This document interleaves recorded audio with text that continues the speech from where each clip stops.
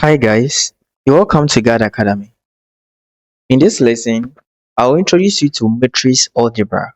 In our previous lesson, we went through vector algebra and we saw the different properties and also different subtopics under the vector algebra. So in this lesson, this is matrix algebra. And if this is the first time you are visiting this channel, kindly subscribe to the channel and don't forget to share to your friends as well. When we say a matrix, what is a matrix? So a matrix is simple and is simply a rectangular array of numbers. Say a rectangular array of numbers. Okay, so it is being arranged in what you call rows and columns. So these are things to be seen: rows and columns. Okay, so generally every matrix is represented as I have my A11 to my A1n, then I'll have my last terms AM1 to AMN like this. So this is a general format for every matrix you can think about. The first entry is A11, meaning that row 1, column 1. So we use this to identify which row, which column you can find a particular element. So every particular element is identifiable within a matrix, and we can use that using the row and the columns as shown here. Okay, so we have what we call dimensions of a matrix, simply represented as m by n. So you can have a 2 by 1 matrix, a 2 by 2 matrix, a 2 by 3 matrix, 3 by 2 matrix, in that manner. Okay, so the dimensions of a matrix is so important, so that they give you a matrix, you should be able to identify the total number of rows in that matrix and the total number of columns in that matrix, and that gives us the dimension of the matrix. So if I give you a matrix like 2 by 1, when you say 2 by 1 matrix, what do you mean? We have 2 rows and only 1 column. Example, I'll have 2, 3. We have row 1, row 2, but it is only 1 column, right? But when you have 1 by 2 matrix, what do you mean? We mean 2, 3. So here I have 2 columns by 1 row. So please take note of that if you are doing matrix. Let's quickly talk about addition of matrix. Similarly, as we're able to add vectors, we can add matrix too. But the condition is, for you to add any two matrices, you have to make sure that their dimensions are the same, because I'll only add corresponding members. So if you don't have any corresponding member, then it means addition becomes invalid. So if I give a matrix 2, 1, 4, 5, and you are supposed to add to us a second matrix, meaning that the second matrix you're adding to should surely have 4 entries, otherwise it becomes invalid. So I'll have 1, 0, 2, 3. Therefore, the answer becomes 2 plus 1 for the first entry. Then I have 1 plus 0 for this entry, 4 plus 2 for this entry, then 5 plus 3 for this entry. So this gives me 3, 1, 4 plus 2 is 6, then 5 plus 3 is as simple as possible.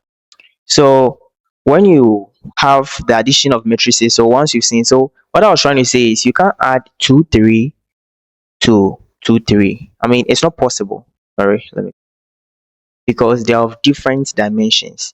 Which corresponding terms are you adding? Meaning it's invalid. So take note of that.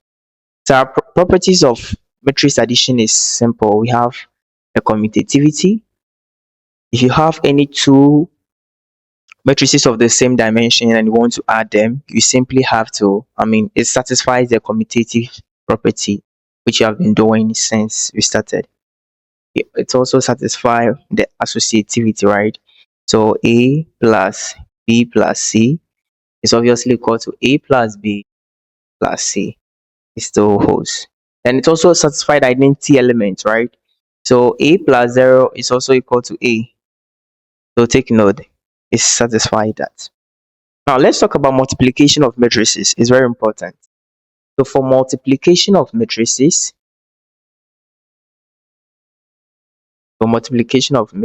right? This one is a little bit technical, right? So For us to multiply any two matrices, it satisfies one condition. Remember that I said the general formula for every matrix is row by what? Column, right? So the row by column here defines, mostly we say m by n, helps us to find a dimension which you can multiply. In addition of matrices, it's also obvious that if they are not the same dimension, you cannot add. But for multiplication, it's different. The multiplicative rule says that for you to multiply two matrices successfully, then the column of the first matrix, right, should be equal to the row of the second. Meaning that if I have a 2 by 3 matrix, I can multiply this matrix by what? By a 3 by 2 matrix. If I have a 3 by 3, we call it a square matrix because it's of equal dimension. I can multiply a 3 by 3 matrix by a 3 by 2 matrix or a 3 by 2 matrix itself. So always just take note of the column of the first one. It should be the same as the row of the first one before multiplication will be possible. So let's do this simple multiplication here so that you understand what I say. So vector A is matrix A is given as 2 1 3, and I have 4 1 negative. Matrix B is given as 0 1 1 2 2 3. These are the two matrices. I want to find AB. But first of all, you ask yourself, are these two compatible to be multiplied? How do you know? This one is what? First row, second row. So this is 2 by 3 by 3. When you come here, you have first row, second row, third row, but it has two columns, so by 2. Since the 3, which is the column, is the same as the 3, which is the row, it means that these two matrices are what? Multipliable. They are compatible. Okay. So how do you multiply? The row here will multiply the column here. So 2 times 0 is 0. Then please, when you multiply, then you add. Okay. When you multiply this, we have this whole entire row, right? When I multiply this entire row by this column, I'll add to give me only my first term. So take note, let's see. And one thing that I forgot to is, whenever you have the compatibility test, you realize that the 3 here and the 3 here are equal, so you can multiply. And our result will give us 3 by 2. Always the result will be the first row and what? The last column, the result of the matrix. So here we have 2 by 3 and not 3 by 2, meaning that when you multiply, we should expect 2 by what? 2. 2 by 2 as our answer. So let's do the multiplication. 2 times 0 is 0 plus. So here is 2 times 0 is 0. Sorry. So 2 times 0 is 0, right? Plus. So I have 0 plus. 1 times 1 is 1. 1. Plus 3 times 2 is what? 6. Right? You put it there. That is for the first entry. The same row will go and multiply the second column. I have 2 times 1 is 2. Plus 1 times 2 is 2, plus 3 times 3 is what? 9. And when I come to this 4 1 negative 2 multiply the first row, I have 4 times 0 is 0, plus 1 times 1 is 1, then plus negative 2 times 2 is what? Negative 4. When I come to this side, the second row multiply the last column, I'll have 4 times 1 is 4, plus 1 times 2 is 2, plus negative 2 times 3 is negative 6. Okay. So this gives me 1 plus 6 is what? 7. Now not it. Then this becomes negative 3. This becomes 13. Then this becomes 0. As simple as that. So this is how we go by multiplication. And let's look at some properties of multiplication of matrices. So for multiplication, it follows the same associative rule. A dot B C should be equal to A dot B all dot C. It doesn't change. Okay. There are some interesting properties here. We have A to the power P. If you have A to the power P, it means that you're going to multiply A by itself to the P term, right? So provided it's a square matrix. Then we have A to the power 0. It gives us I. It doesn't give us 1. I is what we call identity matrix. So for a 2 by 2 identity matrix, we have 1 0 0 1. And we have 3 by 3, we have 1 1 1. All other entries are what? 0. Okay, like that. For identity. So we have 2 by 2 identity, then 3 by 3 identity. So identity is actually a square matrix. Okay, that is it. Now let's look at what we call a transpose of a matrix. Transpose of a matrix. Transpose. So for the transpose of a matrix, what you are trying to say is we are converting every row in a matrix to a column. That is all. So let's see something here. I have 1, -3, and I have 4, 5, 6, -2. If I translate this, I'll have my row here becoming a column. I'll have 1, -3, 4.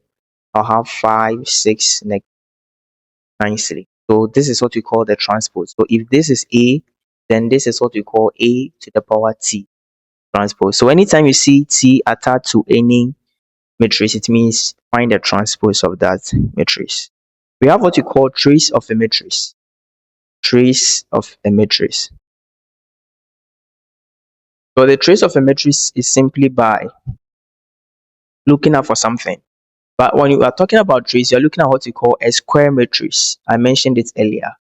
So a square matrix is simply a matrix in the form n by n, has the same number of rows and the same number of columns. So for a square matrix, you simply have the same number of columns. So 3 by 3, we have 4 by 4, 2 by 2, and the others. Okay. So now, when we want to talk about trace, we are saying that if you want to find the trace of any square matrix, just add elements on the principal diagonal. Let me use this example. I have a matrix 4, 1, -2. I have 10, 3, -1. I have 16, 5, 0. Find, so this is how you write it, trace of E. So your answer is trace of E equal to, come, we have what you call the principal diagonal. This is it. So this is what you call principal diagonal for every matrix. Okay, you add all the elements along the first entry's diagonal. So what do you have? You have 4 plus 3 plus 0, and our trace is simply 7. That is as simple as possible. So this is all I have for you in this lesson. I'll see you in the next lesson as I take you through symmetric matrix, Q metric, and the others. See you. Don't forget to subscribe.